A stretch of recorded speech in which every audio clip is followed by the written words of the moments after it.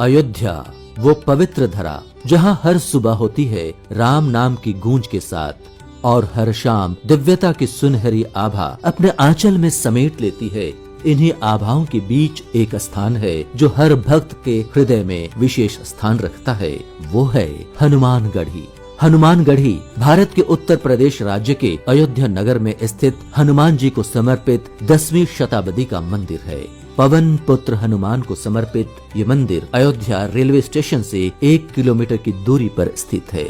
इस मंदिर का निर्माण राजा विक्रमादित्य द्वारा करवाया गया था, जो आज हनुमानगढ़ी के नाम से प्रसिद्ध है। अयोध्या के मध्य में स्थित 76 सीढ़ियां हनुमानगढ़ी तक जाती हैं, जो उत्तर भारत में हनुमान जी के सबसे लोकप्रिय मंदिर परिसरों में से एक है। ये विशाल मंदिर और इसका आवासीय परिसर 52 बीघा में फैला हुआ है। हनुमानगढ़ी को अक्सर दक्षिणेश्वर मंदिर के रूप में भी जाना जाता है, क्योंकि मंदिर के इष्ट देव का मुख दक्षिण दिशा की ओर है। ये एक प्रथा है कि मंदिर जाने से पहले सबसे पहले भगवान हनुमान मंदिर के दर्शन करने चाहिए। मंदिर में हनुमान की माँ अंजनी रहती हैं, जिसमें हनुमान जी उनकी गोद में बैठे हैं। ये मंदिर रामानंदी संप्रदाय के बैरागी महंतों और निर्वाणी अखाड़े के अधीन है। मान्यता है कि जब रावण पर विजय प्राप्त करने के बाद भगवान श्री राम अयोध्या लौटे तो हनुमान जी यहाँ रहने लगे, इसीलिए इसका नाम हनुमानगढ़ या हनुमान कोट भी रखा गया। यहीं से हनुमान जी रामकोट की रक्षा करते थे।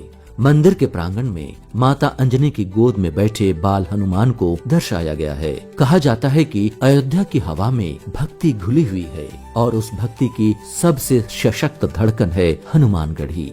ये मंदिर केवल ईंट पत्थरों का ढांचा नहीं, ये है आस्था का जीवंत साक्षात स्वरूप। यह है उस भक्ति शक्ति का केंद्र जिसने अपने श्री राम के लिए पूरे विश्व से लड़ाई की और आज भी हर भक्त की रक्षा करता है।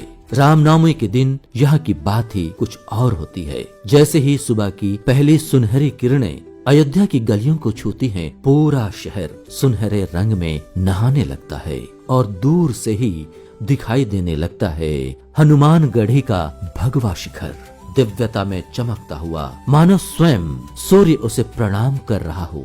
अयोध्या के कण कण में राम है और हर जुबान पर श्री राम का मीठा रस। सीढ़ियों पर चढ़ते समय श्री राम भक्त हनुमान जी के दरबार में जाते वक्त किसी भक्त के हाथ में प्रसाद, किसी भक्त की आंखों में आंसू, तो किसी के होठों पर जय बजरंग बली की पुकार। हर कदम पर शंख की ध्वनि, घंटियों की गूंज और हवा में उड़ती हल्की सी चंदन और फूलों की सुगंध, ये सब हृदय में समाने लगते हैं, जो सीधे अंतरात्मा को छू जाता है। लगता है जैसे सब दुख दर्द खत्म हो गए। मान्यता है कि श्री राम लला के दर्शन का मार्ग हनुमान जी की कृपा से ही खुलता है, इसीलिए हर भक्त सबसे पहले हनुमानगढ़ी आते हैं।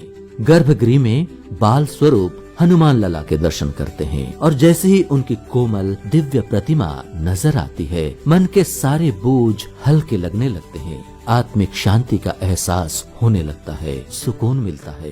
पावन पर्व रामनवमी पर सुंदर फूलों से सजाई गई अलौकिक झांकी, गुलाब और गेंदे की मालाओं से सजी दीवारें, तेल के दियों से जगमगाता पूरा परिसर और ऊपर आसमान में लहराता हुआ भगवा ध्वज, मानो ये घोषणा कर रहा हो कि आज का दिन केवल और केवल प्रभु श्री राम का है। शाम होते ही आरती के समय सैकड़ों दीप एक साथ जल उठते हैं। घंटियों की अनुगूंज अयोध्या की हवा को पवित्र बना देती है। उस क्षण ऐसा लगता है जैसे स्वर्ग इस धरती पर उतर आया हो, जैसे स्वयं श्री राम और हनुमान भक्तों के बीच आ बैठे हों।